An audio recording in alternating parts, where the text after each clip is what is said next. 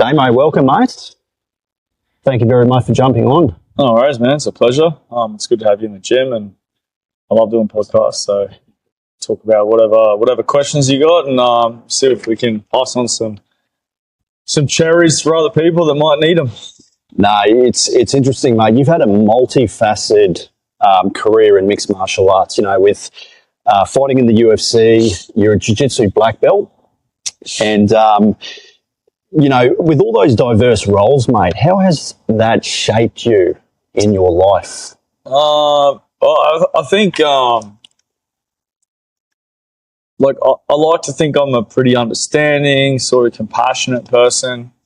I have good values, and you know, I'm pretty like stern in my beliefs, but also understand other people. I think that's compassion. I think that comes from, you know, the things that I've done, maybe understanding that people's lives are different, that we all have different personalities and different interests and different emotions. And, you know, so I feel like it's really shaped like who I am as a person. My understanding of, you know, people to a degree, the importance of martial arts in people's lives, and probably not just the importance, but the benefits of martial arts to a person's life. So, yeah, I feel like, you know, those sort of areas you mentioned have definitely shaped, you know, the way that I treat people all the time, as well as in the gym. Yeah.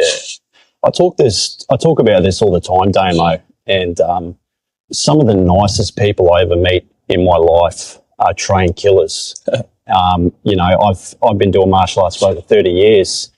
And when I enter a room full of black belts, they are so friendly, mate. And I think you wouldn't have all the bullshit and fuckery in the world if more people trained in martial arts. I think in general, mate, do you think it should be implemented in curriculums in schools? Well, I think jiu-jitsu should be. Yeah. You know, like you look at cultures like Japan, judo's big. Part of their school curriculums.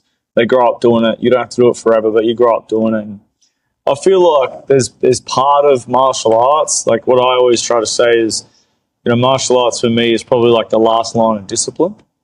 You can't smack your kids anymore. I'm not saying it's right or wrong. You know what I mean? I'm not here to say that fucking someone should smack their kids or whatever.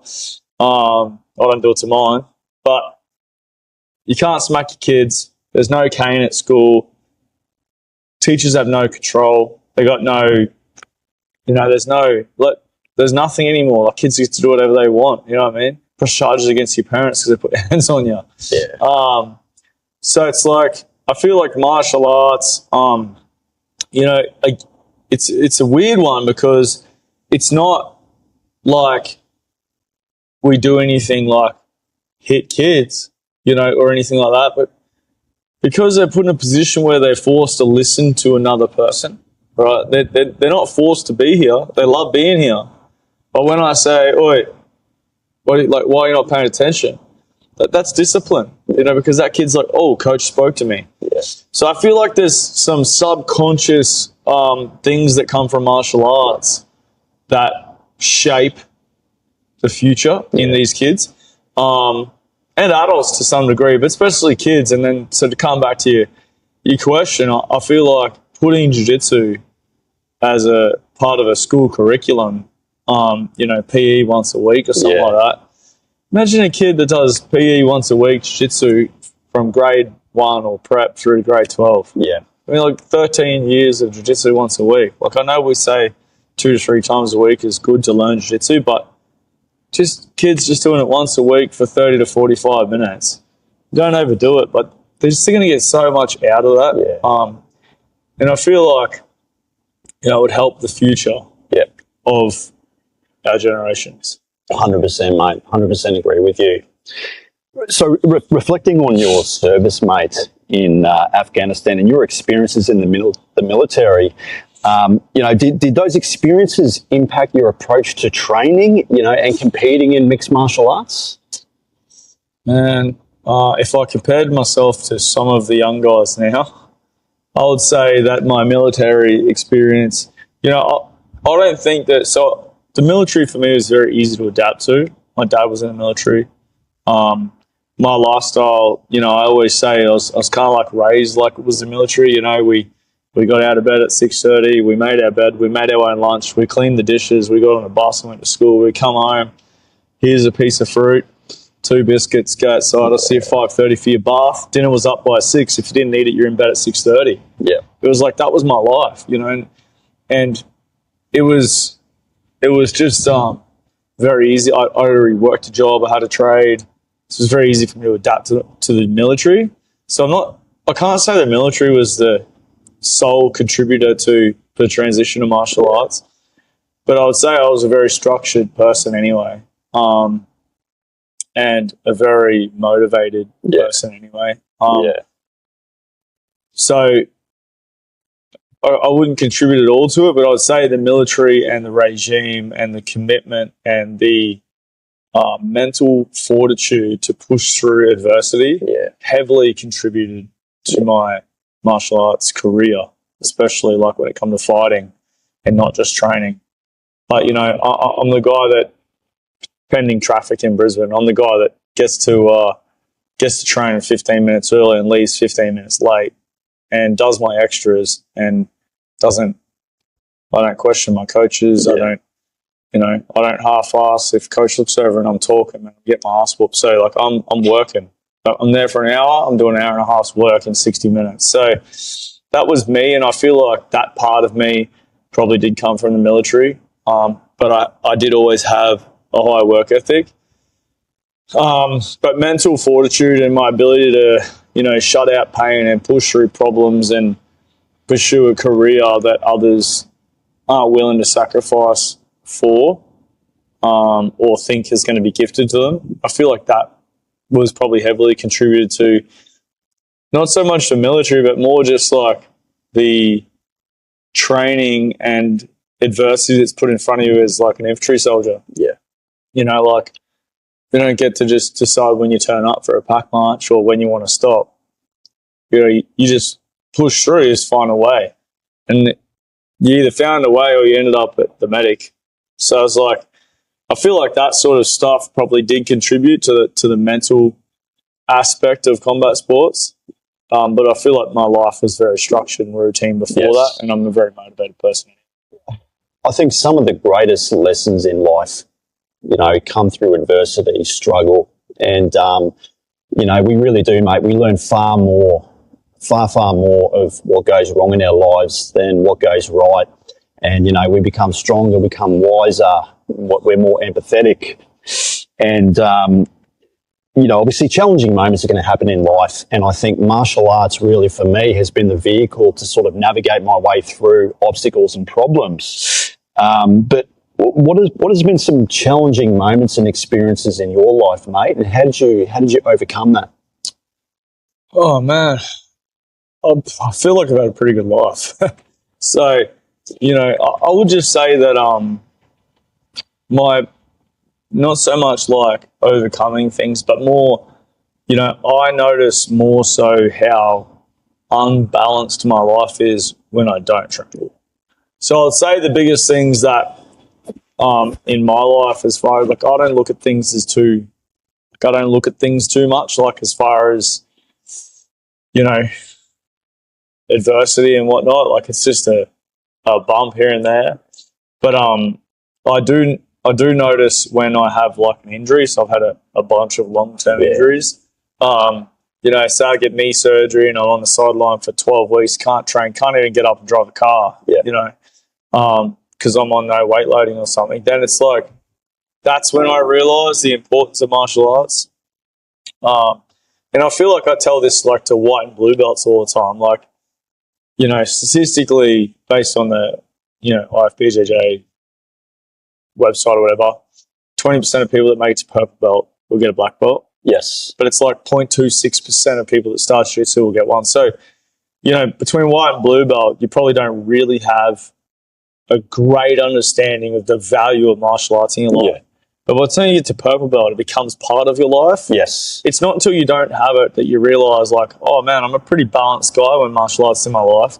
And when it's not, I'm actually a shit fighter. Yeah. Like, whether it's that, like, I'm a shit fighter as far as my routine goes, or emotionally I'm unbalanced. Like whatever it is, I feel like martial arts makes a lot of things seem very insignificant. Yes. When you don't have them, I feel like you have a lot of adversity and problems. And that's so probably for me, it's not so much that it's been able to help me overcome anything. It's more that it has helped me overcome it, but it hasn't really been an issue at the time. And so when I didn't have it, that's when I probably noticed it most. Yeah. Yeah, no, 100%, mate. I read something on Facebook, mate, and I'll read it out to you. So I've had mates, unfortunately, that I've lost to suicide, and I'm a mental health advocate myself, and I think martial arts really is, I think, in my opinion, able to sort of help with people with depression and anxiety and things like that, mate. But I'll just quickly read this out to you. So comedian Chris Ross famously said, "Only women, children and dogs are loved unconditionally. A man is only loved under the condition that he provides something. Nobody cares about men's struggles. A man can't cry without being called weak or soft. Nobody cares about men's struggles, and that's why they're killing themselves at a higher rate. Men have over 3 times the rate of suicide deaths compared to women. Men don't dare open up or show vulnerability to their romantic partner or their friends because most people either use it as ammunition against them later, or in the best case, they subconsciously see it as weakness. Women might even lose attraction for him, leading to the relationship to end. People brush off this as nonsense, but it's true in most cases. Never be vulnerable with a woman you're romantically involved with, or the relationship will take a nosedive. I do believe this dynamic will change in my lifetime or even several generations more." That post, mate, I read that, and you look at what's going on in the world right now, and you know, there's a movement, obviously. I think it was interesting. I listened to Paddy Bimblett, the UFC fighter Paddy Bimblett, and he's very much a spokes advocate for mental health. But, mate, talk to me about, you know, some of the guys that obviously come into your training, and I'm sure you must have, you know, had people in your life that have had PTSD and things like that. But talk to me about that, mate. Well, I think, first of all, everyone that suffers, or everyone in general, but everyone that suffers from PTSD, anxiety, depression, overload, you know, married, kids, family, mortgage, jacked up to the hilt as far as, you know, interest rates go, I think everyone should train martial arts. And the reason why, and in particular jiu-jitsu, because jiu-jitsu is like your call it a non-violent combat sports, right? What I mean by that is you're not getting punched in the head. You're not going home with black eyes, barring the old stray back step over the head or something like that. But for the most part, it's a very non-violent combat sports. And I say that loosely because, like, I'll knee ride your head. Do you know what I mean? Like, but it's not what people stereotypically call a combat sport as far as getting punched, kicked, kneed, elbowed, ground and pounded in MMA. You know, it's a very white collar type combat sport. But what it provides for you is a mental escape from everything. And I don't mean like I had a Barney with my wife, I didn't have to think about it for an hour. I mean, like, you will not think about the interest rates rising. You will not think about the mortgage you can't afford. You will not think about your kids. You will not think about your wife.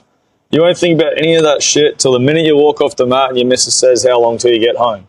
All right? Which is why it's super important for a gym to understand that, because these people have lives. They come here, they escape their life for an hour, 90 minutes, and that's not a bad thing. Everyone needs to be in that position. Why do you think people meditate? They meditate so they don't have to think about things. You meditate, you send yourself into a zone where you focus, you refocus yourself, you de-stress yourself. Jiu-jitsu does that. I just think it's like combat sports meditation, and that's how I try to explain it to people. And it's not until you really experience it, but I hear it every week. We get a trial in here. Oh man, that was amazing. I didn't think about anything. You leave, you're like, I didn't think of anything. You know why you didn't think of anything? Because you were worried someone's going to choke you out. 100%. You were worried someone's going to armbar you. There's so much friendly fire from the people on the mat that you have to focus on the moment. It forces you. I can't meditate. Right? I can't sit in a room and meditate and listen to music and do all that. Like, I just can't do it. My brain is so fucking wired. Like, I can't listen to an audio book without thinking about the next thing I'm going to do in business. That's just how I'm wired. But I tell you, I've got a few purple belts in this gym, even though I'm a black belt. They make me focus, man. Yeah. Fucking hell, they make me switch on. And so for me, it's like I've got these guys in my gym that can still make me escape my life for an hour. You know, I didn't think between 9 and 10 o'clock this morning about anything except not getting submitted. And so that in itself for me is like, and I'm no doctor, so don't take this as advice, but I'm going to say you can treat yourself using martial arts. Yeah. And I say that as a person that's been through PTSD. I say that as a person who has seen doctors. I say that as a person who has been offered medication and all this shit. And I'm like, nothing will ever work the same as combat sports. Yeah. Now, I understand that, you know, if interest rates and everything are there, maybe you can't afford to go to a gym, like whatever. Gyms can't make it free. They can't open the doors. That's why some places will close down and go, we just can't afford it anymore. They're probably helping too many people. You know, there's a balance to that, and that's business. But, you know, if you can afford to get into a gym, you can save yourself $380 an hour on a psychiatrist. Exactly. So I'm not saying don't see the doctor either. You know, if you need a doctor, see a doctor. But I got a lot of friends who have been through it. I've lost a lot of mates to suicide as well. So many so that sometimes it becomes a little bit desensitized to the news. You know what I mean? And so for me, martial arts is so big and such a positive effect on people's lives. And you don't even have to do an advanced class or be a competitor. You just turn up to a fundamentals class. You know, turn up to a basic beginners class and learn some moves and do some situational rounds, just guard passing or something. But like, we do a 45-minute class with no submissions. It's like you turn up, you learn how to sweep, you know, escape positions, pass, and then we situationally drill that. And that alone forces you to think about what's going on at the time. So, you know, some people like meditation, some people like yoga, some people like Pilates. I like combat sports. Yeah. I think that jiu-jitsu is the answer to a lot of problems. And I think that a lot of people could benefit from that as far as mental health, anxiety, depression goes. Which is the same reason why for, you know, not that anyone is not as important, but, you know, based on my past, Base Training Center has a Thursday session at 9:30 where if you're current serving or ex, police, ambulance, fiery, military, or corrections, you can train for free in our no-gi class. Because I think just once a week's enough. Yes. If you want to do more, obviously you can sign up and do more. But like once a week is enough of an escape from a highly stressful life. Just do an hour of jiu-jitsu. You know what I mean? And people can literally walk in the door, 9:15, fill out a waiver, and train with us for free. Yeah. No, you nailed it, mate. I think too, like, I call it voluntary adversity. So putting yourself in uncomfortable positions, and you're right, mate, like when you're wrestling with someone, you're not thinking about your dickhead boss giving you a hard time at work, or, you know, you're not thinking about some financial stress that you're under. You know, you're too busy worried about getting your neck strangled or your arm broken. And I think too, mate, I think, you know, with kids as well, because I teach kids classes, and, you know, there's a bit of a bullying epidemic going on right now in the world. And I've had a few of the parents come and ask me, you know, what can I do to sort of make my child feel a bit more confident? And I always say, get him into martial arts. And you guys teach kids here, but have you seen any kids that have made some significant transformations? And what's your approach to teaching children in martial arts? Man, kids are like the joy of my life as far as teaching. I love coaching adults, but the development phase of kids is very rewarding. Adults get better at techniques, but they have ability first. Kids walk into our gym with no physical ability. You know, a kid can't do a sit-up. They got to roll over and get up.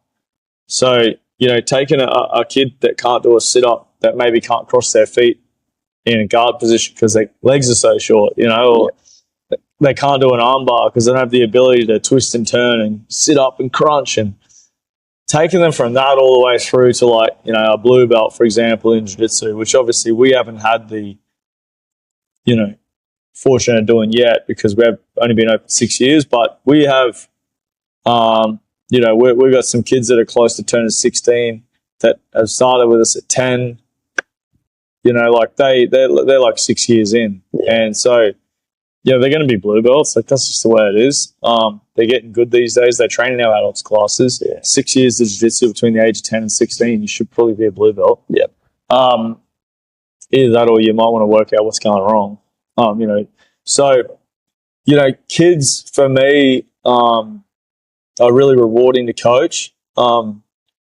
They are a complex situation as far as keeping them interested, teaching them the technique, and giving them enough time to roll. Kids are very difficult to keep stimulated as far as their attention span goes, particularly at the end of a school day. So they provide a lot of challenges, and I feel like, you know, I'm the first to admit when I first started coaching kids, I probably wasn't the best kids coach. But I started a gym and I put kids classes on, and fortunately for me, my first 2 members are still here. Yeah. You know, and I trained them like adults. That's how we trained. And then we probably went through a phase where there was probably too many games, you know, or maybe the games, because game-based learning is good for kids, maybe the games were not jiu-jitsu enough focused. Yes. So we played too much dodgeball or something. I don't know. But that was a learning phase for me, you know, and now we're in a, I feel like we've got the perfect curriculum, program, class structure, and more importantly, we've got great coaches here. So you'll never have a coach in my gym lead a kids class that doesn't have a brown belt or above. We do have younger coaches and we do have some blue belts that help, but we don't have a head coach or a lead coach in a class that has less than a brown belt, except for some kind of extenuating circumstances like 2 or 3 people are sick. So we've got good level coaches and we have a full curriculum and program, and we have lesson plans for every single lesson we run. So it's taken us a fair bit, and thankfully, you know, my business partner in my second gym, being Aaron, is a school teacher, and we wrote all, like, we've got like curriculum based everything from kids to adults, MMA, striking, jiu-jitsu, and they're all interconnected. So whatever you're doing in jiu-jitsu that week will connect with your MMA program. Like, it's it's super in detail. But I would actually go as far as challenging any gym that no one could match what we have and what we implement. But we still sometimes teach based off feel and mistakes and how people are rolling and fix common mistakes and stuff like that. But the transformation in kids through martial arts is like unparalleled to any other sport. And you can see that if you go to the local football game and you watch a coach say, all right, everyone sit down on that line. The ones that do martial arts will sit down with their legs crossed and not talk. And the other ones will run around because they'll be like, oi, sit down. Oi, what are you doing? Oi, come on, sit down. Oi, I told you guys 3 times. And these martial arts kids will be sitting there, man, dead silent, disciplined, respectful, and ready to go, you know. And so the transformation of a child from the age of, 2, 3, 4 for us through to, 13, 14 years old and into our adults classes is unparalleled in sport, in my opinion. Yeah. It's rewarding, mate. I was teaching out in Ipswich, and we had a lot of students that came from domestic violence, sexual assault. Unfortunately, I had a student of mine who was a sexual assault survivor. And, martial arts really transforms lives, mate. And, I always say anything good that has happened in my life has been a result of practicing years and years of martial arts and being able to share that with people. I mean, you'd be the same too, mate, yeah? Having that positive impact and sharing that with so many people. But I mean, that'd be a gratifying experience for you too, yeah? Yeah, for sure. I mean, you know, the things I like is when a parent comes to me and they say, you know, my 6-year-old seen two kids having an argument and he like grabbed them by the shirt and like he had the courage to do that. Yeah. You know?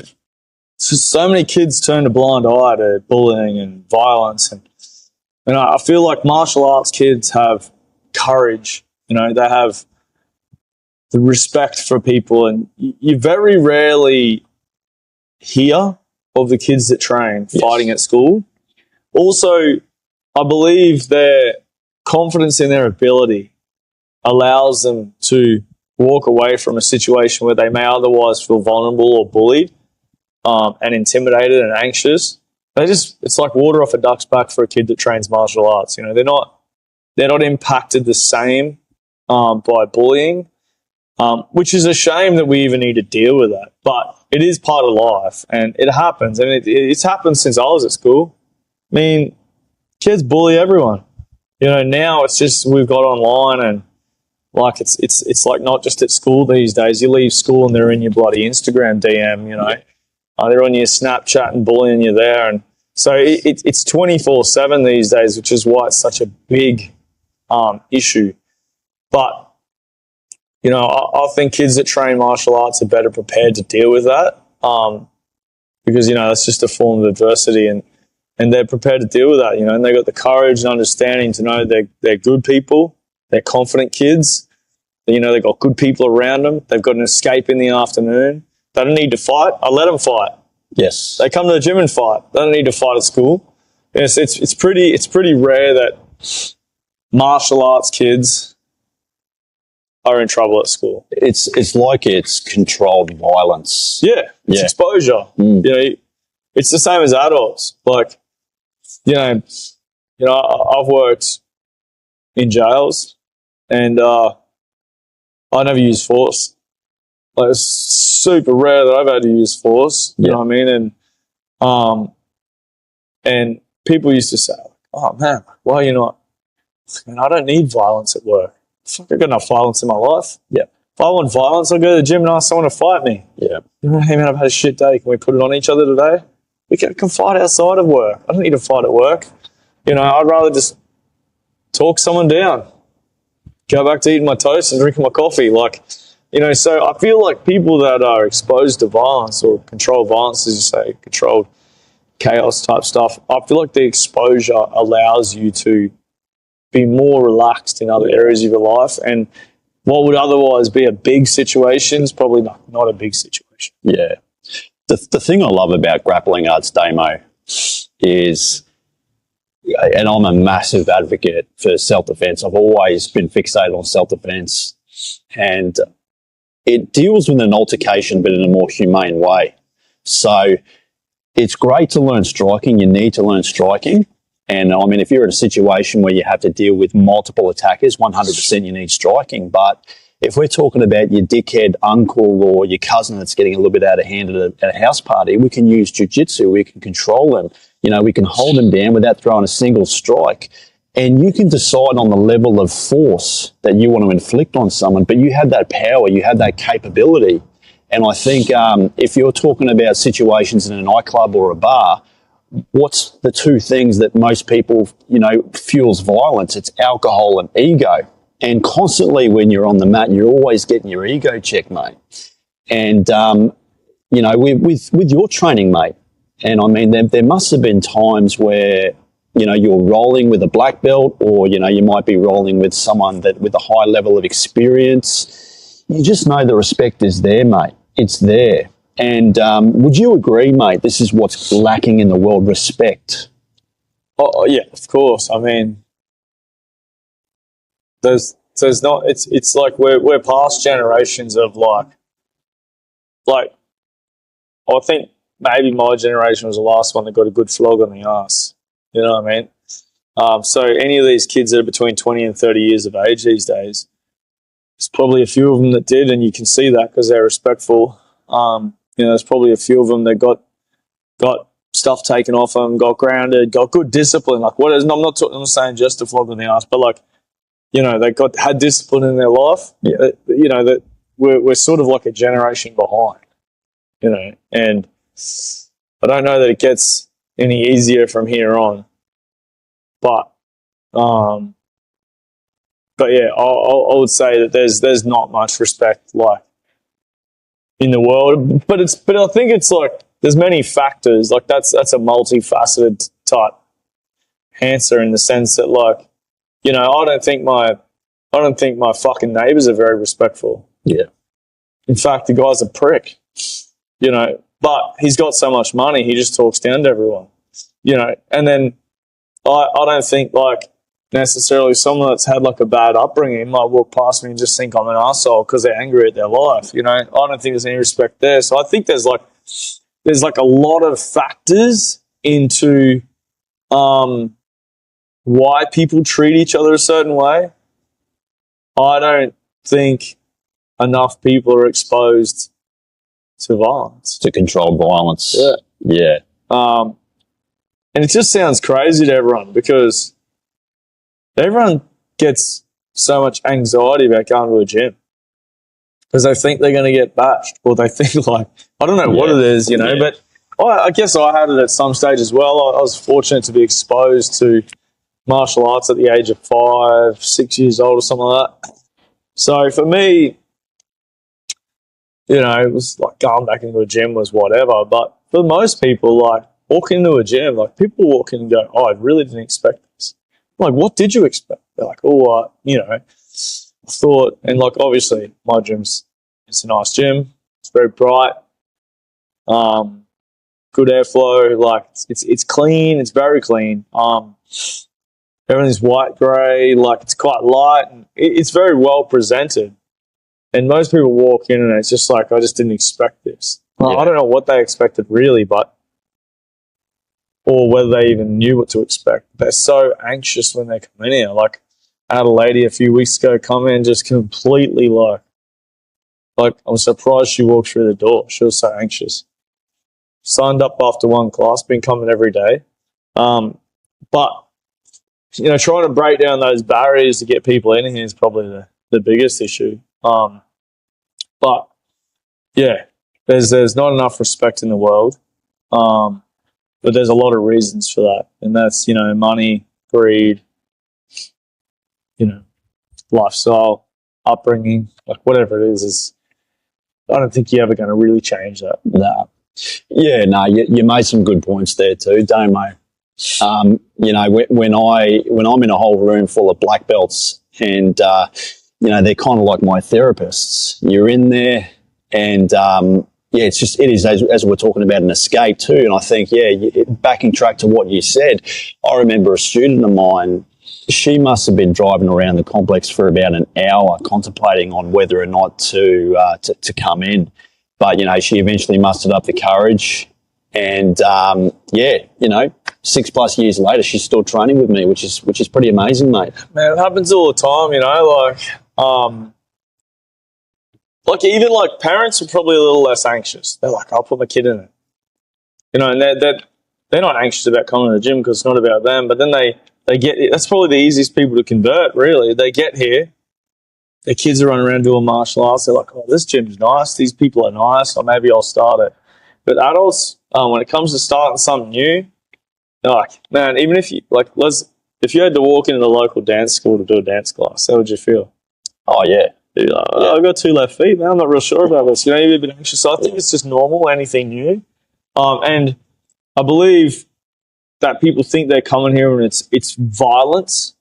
And it is, right? But it's like, it's not. No one's controlled violence. We don't I've had one person knocked out in my gym in 6 years and one person dropped. And they were all fighters. I've never had a person really hurt. We've had the usual. I think I've had, a person tore an ACL and they kind of did it to themselves. I've had a couple of shoulder injuries, nothing major, you know what I mean? And but I don't know, people just think they walk into violence or whatever. But we can break those barriers down and get more people in there and expose them to that like voluntary, adversity and stuff like that, and control violence and whatnot. I feel like a lot of people improve their lives. A lot of people be more respectful. But I can't solve the world's problems. Just one at a time as they come in. Yeah. You mentioned, you work in the prisons. Are you still doing that now? No. But happy I'm not doing that. But it's interesting. Martial arts obviously gives you the tools to be able to handle yourself under pressure. And, jiu-jitsu obviously is one of those arts where we can utilize control. And I think about this all the time, mate.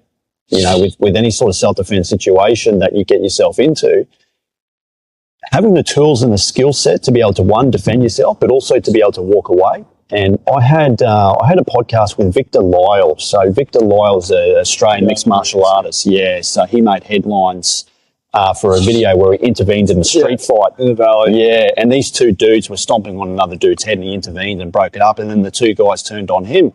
I think the hardest part about it, mate, is when you have to defend yourself for real in the street, you have to, one, look after yourself. Two, you've also got to look after the dickheads that are actually starting shit. Yeah. Because there's been many situations where people have been knocked out, hit their head on the concrete, and, shit's hit the fan. But in a self-defense situation, I mean, I'm sure you're capable of handling yourself, and you've obviously had a prolonged career in mixed martial arts. But talk to me about that, mate. Talk to me about what it was like to work in the jails, and how were you able to sort of utilise your martial arts training to be able to control the situation? Well, probably contrary to popular belief or what people think, I actually don't need violence in my life. I don't need to fight people. I've done it. I've done it in front of millions. Yeah. I've been knocked out. I've been submitted. I've knocked people out. I've submitted people. I've done everything. And if I want violence, I spar with my fighters on a Saturday, and some big boys in this gym. No matter how good you are, size is still a problem sometimes. And so I don't need violence in my life. But I will say this: as someone that has gone through the whole PTSD thing and been overseas and served like in a war zone, I am hyper vigilant. I am hyper alert, and I am fucking sensitive to everything. So I mean sensitive to like noise, like not like, if you call me an asshole, I'll be like, oh, I'll be upset about it. Not that, but like I'm hyper alert and hyper vigilant, and so I see everything. Yeah. And if you drop a spoon like 30 meters away from me, I'll be like, what was that? So, I feel like that's almost like a superpower in a way. I feel like I'm very aware of my surroundings. I feel like I'm very aware of any things that are going on. And because of that awareness and alertness, and my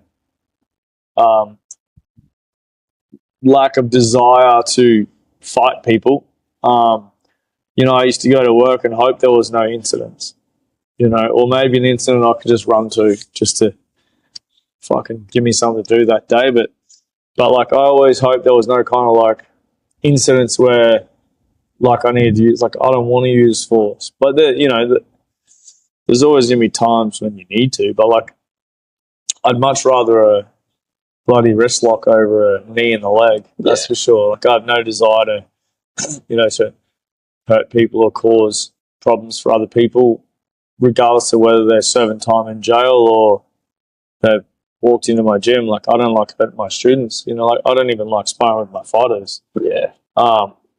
Sometimes, but there's some good guys here that I can, so it's good. But yeah, look, I feel like that alertness and whatnot, and vigilance that I sort of had, and then with my lack of desire to fight, certainly helped me to stay away from all that sort of stuff. And then I would say the confidence that I can deal with myself is probably the most important part. Having confidence that you are okay and that you will be okay helps you to communicate in a way that doesn't escalate but de-escalates. And I can't stress enough, if you work in an environment where you need to use force at times and you don't have confidence in your own ability, your communication skills will fucking suck. Yeah. So the best thing you can do is build your skill set, increase your confidence, and allow those two things to do the talking. Because you'll talk like you and I are right now. You'll be able to talk, remain calm, articulate what you want to say, and more often than not, de-escalate based on a factual conversation. Not, if you don't stop, I'm going to fucking use force on you. Like, why not? Hey, man, like, we don't really need to go down this route today. Like, why don't you just take some time out, jump in your cell, you know, like, talk about it later. Yeah. Being able to have that conversation is usually someone that doesn't want to use force, probably because they don't want violence in their life at that point in time, or they have the confidence that they're okay to deal with if they need to. You know, so I feel like martial arts, you know, and my military background heavily contributed to the way I carried myself at work, on top of who I am as a person anyway. I truly have zero desire to fight outside of gym. I never went to work with any intention of wanting trouble. Yeah. In fact, I actually fucking hope that everyone that's serving time has a peaceful day, man. I don't wish nothing bad on them. You know, there's no part of me. I had a job to do, you know. My job is to unlock doors and lock them again. That was it. You know, and that's where my job started, and that's where my job finished, and that's when I got to go home to my family. And so I don't really give a shit what they do with their day, as long as, you know, it was peaceful. And so I feel like there's a lot that contributed to how I carried myself at work, and that was who I am as a person, what I did in my life, the confidence I had in my capabilities, and you know, just no desire for violence outside of the gym and the sports arena. So yeah, I feel like, I mean, hopefully I answered your question there. Yeah. I feel like I don't want to fight people. You know what too, mate? Like, most people just have no clue on how fast it can escalate from 0 to 100. And I've been in many situations where I've de-escalated it without even actually using physical force. I've done security myself. But I remember a situation where I looked at someone the wrong way, apparently, and his mate came over and started to have a go at me. And I de-escalated it in a way that made them feel like I wasn't a threat. So he said to me, "Why the fuck do you keep looking at my mate?" And I just made some shit up. I just said, "Oh, you look familiar. Like, I feel like I've seen you from somewhere. Can I buy you guys a drink?" Literally, you should have seen their face, mate. They went from anger to friendly. Yeah. And this is what I mean, mate. These are skills that martial arts teach you, because we know what it's like. You know, we know how quickly violence can escalate. And there's been many situations, you know, where people have had to use force and it just goes the wrong way. And, you know, you can make shit up. You know, you could say something like, you know, some guy says to you, "Oh, what the fuck's your problem?" "Oh, you know, my dad's got cancer and, you know, I'm just having a really hard time with the missus," or whatever. Just make some shit up, you know, play on their emotions a little bit too. Yeah, what do you think? Yeah, I just think that, like, you know, anyone that hasn't been exposed to violence, you know, or exposed themselves to adversity inside the gym, in that situation would just be like, they get their back up. Yeah. You know, and then they raise their voice, because the next thing to do is be louder than the other person. And then, so I feel like just exposure to it and knowing, like, what's next. Like, and it's funny, I could tell you a couple of times, like, obviously I'm not going to say when on camera, but like, you know, like, if I feel like there's going to be violence, I got a fucking six-step plan, man. Like I'm telling you, I'm 6 steps ahead of everyone. I know which way I'm coming from, who I'm hitting first, who out of the group's the strongest, who's the weakest, where it's going to end, and at what point I'm going to get hurt. Yeah. If there's heaps of people. Like, that's the military in me. And I've executed an ad hoc fucking plan. Like, it goes through my head even if there's not going to be violence. Yeah. You know, like when I'm walking through a shopping centre, like I know, like this, it sounds crazy to normal people, but it's exposure to trauma, right? I know where the exits are. Yeah. I know which one's the closest. I know if everything went pear-shaped, what I'm going to do. Like, I know these things and go to the fucking movies, watch a movie, and I know where I'm going. You know what I mean? Like, it's crazy, but that's exposure to trauma, and that is what it is. But just people who are aware of who they are, what they're capable of, stable, they don't need to fight. You know, they can talk their way out of anything. Yeah. And if they can't, they'll be sweet. You know, and look, that might be martial arts. It might be just the knowing how to box. Like, whatever it is, you're just confident you're good. Yeah. So, yeah, I think more people just do martial arts. 100%, mate. Yeah. 100%. I think that's the answer. But don't get me wrong. If someone rolls to my house, probably gonna fucking bite their face off. You know what I mean?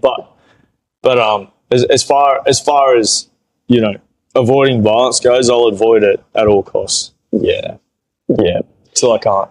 It's ugly, mate. You know, the reality of violence, it's ugly. And, yeah, I as I said, mate, I think, you know, you wouldn't have all this bullshit and fuckery that's going on in the world if more people trained in combat sports. So, mate, you're UFC, you know, fighting in the UFC, you're a UFC veteran, and, you know, you run a successful gym, mate. You know, you also commentate as well. So you've got many different diverse ranges of opportunity happening for you at the moment. But talk to me about that, mate. Talk to me about, obviously, you know, running a gym, you know, coaching some up-and-coming fighters, you know, and then obviously you're a family man too. How do you sort of juggle everything? Well, I just launched a 4th business last week. So we have a one-stop shop digital agency. So if you got a business, any industry, social media management, you know, marketing, content creation, videos, live production, graphic design, websites, you name it. If it's digital, we can do it. So I've got 2 gyms. I've got that, which I have a business partner in as well. We've got 2 gyms. I run my own fight show. Sold out 8 shows. We've got a 9th one coming up in October. It's amazing. And obviously, I am a family man, and I'm a proud family man. I will never work between 8 and 9 a.m. and I will never work between 2:30 and 3:30 p.m. I take my son to school and pick him up every single day. As a person that works till 8 p.m. at night, I feel like that is, you know, unless unavoidable due to business, that is my duty, and that's, my son deserves that, and I deserve it. You know, that's the time I get with him. So I do have a lot going on in my life. I manage it. One thing I'll say is a lot of people like to work 8 hours and make that work around their lifestyle. I love my job. I love what I do. I like waking up and going to work. I love my family being at the gym. You know, I like to coach at night. I like my wife to come visit us. I like my son to be in the gym. You know, I fucking love my life. I love everything I do. The people that I get to touch and change their lives, and walk in with a frown and walk out with a smile. And man, I genuinely love everything I do. And people will say to me, "Oh, like, where do you even get the time to open another business?" You know, like, I like to think I'm a smart guy. Yeah, be punched in the head a few times, but I go all right. I still put a sentence together if I want. And so, you know, basically, as far as the gyms go, I started one 5.5 years ago. 2 years in, we moved from 300 squares to 700. And then 2 years after that, maybe a year and a half, so I was probably like 3.5 years in, I went to America with Aaron for a PFL fight.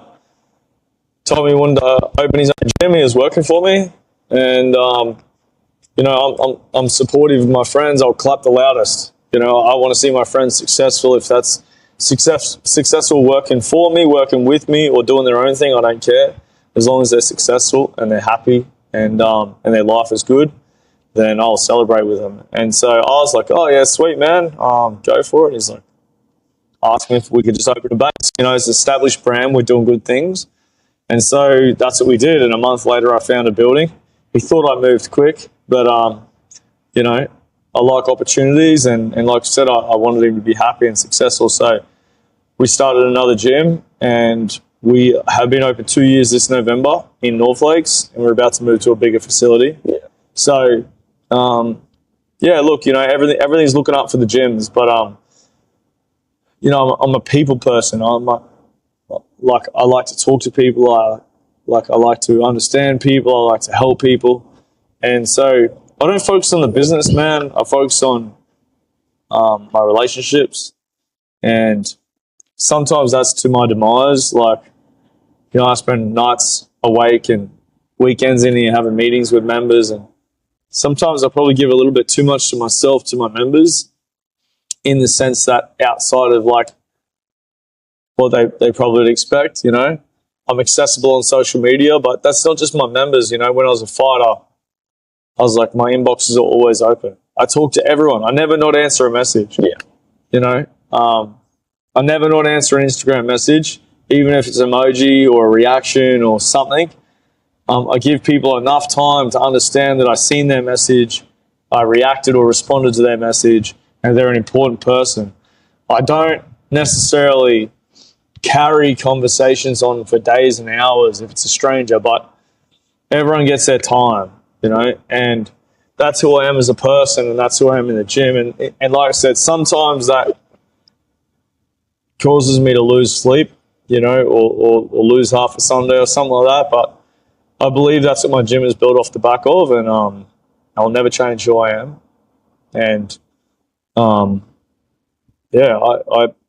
just the greatest thing for me, I go all the way back to the kids, is watching a nervous, anxious, shy, unconfident, lack of self-esteem 5-year-old turn into a 10, 11, 12, 13-year-old confident kid that can hold themselves well with their shoulders back and their chest out and their chin up, and feel like they're unbeatable, you know what I mean?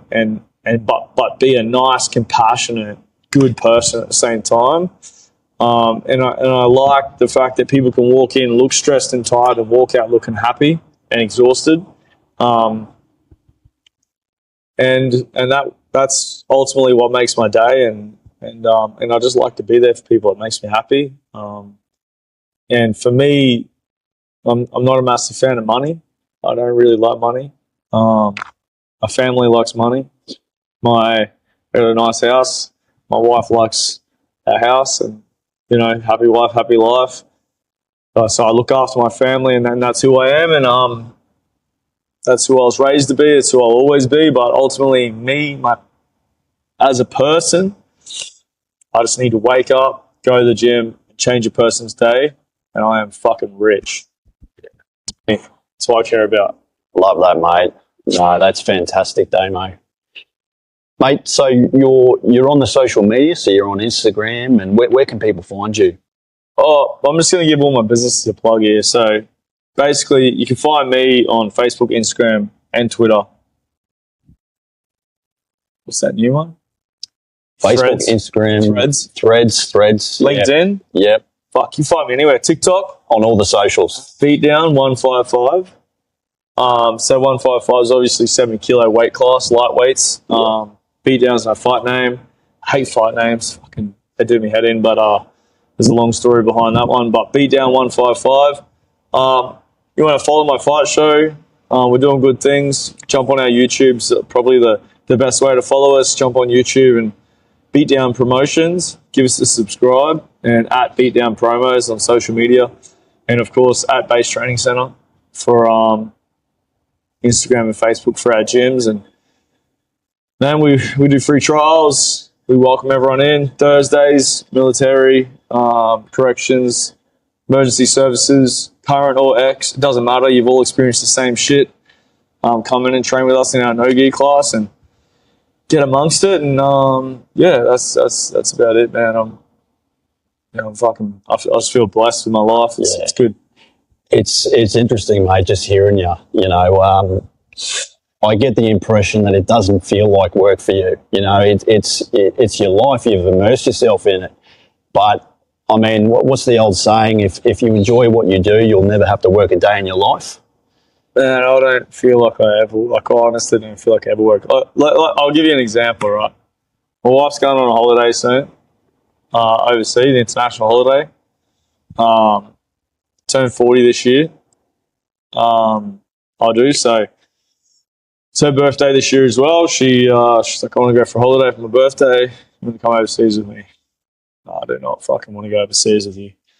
So my wife's going with her best friend on a holiday because I don't actually want to leave my life. I love my life. I don't feel like I need a holiday. I had one at Christmas, and I'm going to have one again this Christmas. Yeah. And I just don't feel like I'm burnt out, tired, and need a 3-week holiday overseas.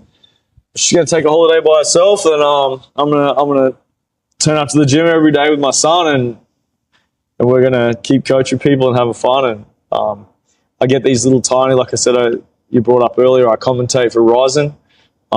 They're live now, so I was just over there last month, yeah, you came back from Japan, didn't you? Yeah, in Japan. Yeah, I'm going again for the September 29 card. I'm going again New Year's Eve, so I get my moments. You know, it's part of my life. It's work. I get paid for it. Yeah, pretty good fucking life. You know what I mean? I don't need a holiday.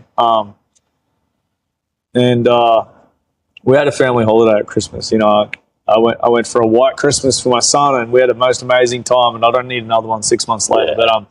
But yeah, so I really do enjoy everything I get to do, and I never feel like I work a day in my life. You know, I got the gyms and the fight show and all that stuff, but I invest money. You know, and I do have other things that I do in the background that are not as you know, property or whatever, that's not as enjoyable as coaching people, but will set my life up.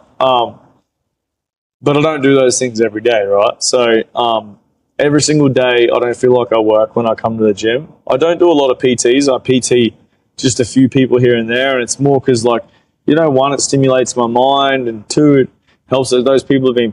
So all my PTs have been with me for 5 years or more. It's amazing, mate. Except for one who I took on recently, and so.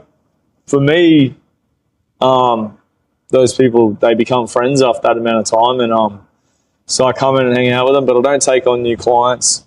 I just coach in my gyms and run my businesses, and I definitely don't feel like I work. Love that, mate. I think, you nailed it. I think if you enjoy what you do, you know, as you said, mate, you feel rich. You know, you've enriched your life. You've immerse yourself into something, you're passionate about it, and at the same time, mate, you're changing lives.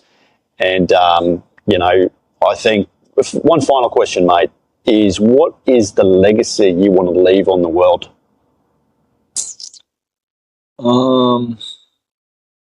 I fucking hate that word, eh? I don't really like the word legacy. I don't really care. I don't really care about leaving a legacy, so to speak. You know, the only thing I care about is what people think of me. Yeah. You know, I don't care about whether people go, oh, he left this gym's the most amazing thing. I only care that when I leave this world, that people, I'm sure someone will have a bad word to say about me, but I only really care that when I leave, you know, people feel like there's a hole left. People feel like I enrich their life to the point where something's gone. You know what I mean? And I feel like if I do that and I can change someone's day enough for them to feel like there's something missing, then I did my job. Yeah. You know, and that's genuinely, you know, a lot of people say, oh, making someone happy makes me happy. Like, I genuinely only want the best for people, for other people, you know, and if my friends are successful and we can all just celebrate together, then I'm happy. Yeah.